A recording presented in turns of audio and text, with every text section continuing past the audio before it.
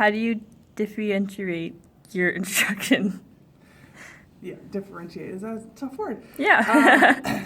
So that's a tough thing to do too as a teacher, and I think you'll find when you get out there that that's probably the most difficult thing to execute from what they teach you in school. But I have found that giving students choice and ownership is the most effective way. Like in English, there's always a dozen ways to accomplish the same goal, which is nice. And that's why I like teaching English better than history. I mean, you can do that in history too, but I feel a little more constrained by the curriculum in history. So if you can give a student, 5 options of how to complete an assignment, that usually gets them more invested in the assignment, and we still meet the same objective as the student that's doing, the written report versus the student that's doing something that's a little more visual.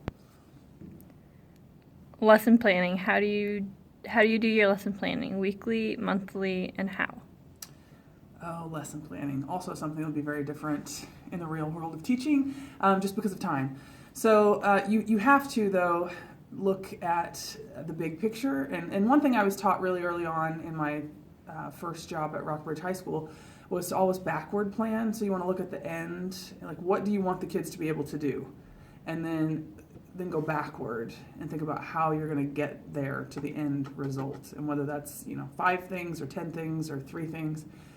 What do you want them to ultimately be able to accomplish and achieve at the end of the unit?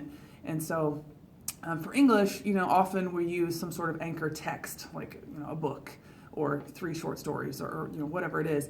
And, you have to allocate a certain amount of time to read said book or stories. And so that's where I start usually as an English teacher is like, okay, well, we're going to be primarily reading this novel. How am I going to break this up? And then how am I going to accomplish the objectives?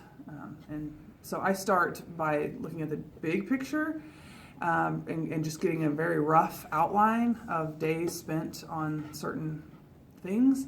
And then I get into the fine details, I would say more weekly. I try not to fly by the seat of my pants each day, but sometimes it is a daily thing. How do you assess your students?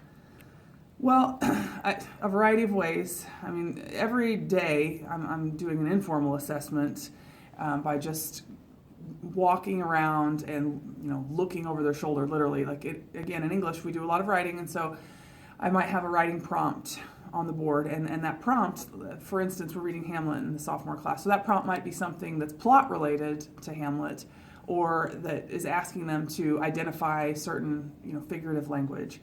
But then I'll ask them to write in complete sentences. So, I want them to be able to identify 2 metaphors, and that's one skill, but I also want them to be able to coherently produce 2 or 3 sentences, and that's another skill. So as I'm walking around, I can informally in my head assess and see growth or lack thereof just walking around. But then you have the more formal assessments.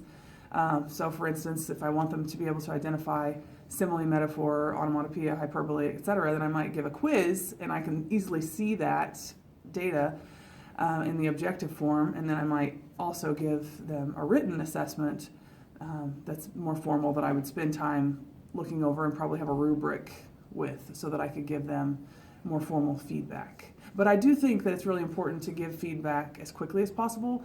And again, teaching a writing class, it's very hard for me to give formal feedback within a day. I would be spending my entire evening and day, and I still wouldn't be able to get done sometimes, depending on how many classes I collect. So I try really hard to give that immediate, less formal feedback as they're working, so that way when I do get the paper in my hand, it's not like there's a big shock to me or them. What advice would you give me as a student going to college and a first-year teacher? Well, be prepared to work really hard. You get a tremendous payback too, and not in your check. I know you know that, but it's a lot more work than what you think. In this program, you're getting a better sense of what it is to be a teacher than I think most. I didn't realize how much mental and emotional taxation there is in teaching, because anytime you work with people, because this is true for other professions, like nursing or social work, et cetera, but you work with people, then it's very demanding of you emotionally. So not only do you have all the lessons to plan, the papers to grade, but then you've got all the stuff from other people's lives that you take on and that you inevitably take home, to your own family. So take care of yourself, I guess is what I'm trying to say with that. Try to prioritize tasks so that you don't feel overwhelmed, and don't forget to get a good night's rest, because it's an early day as a teacher.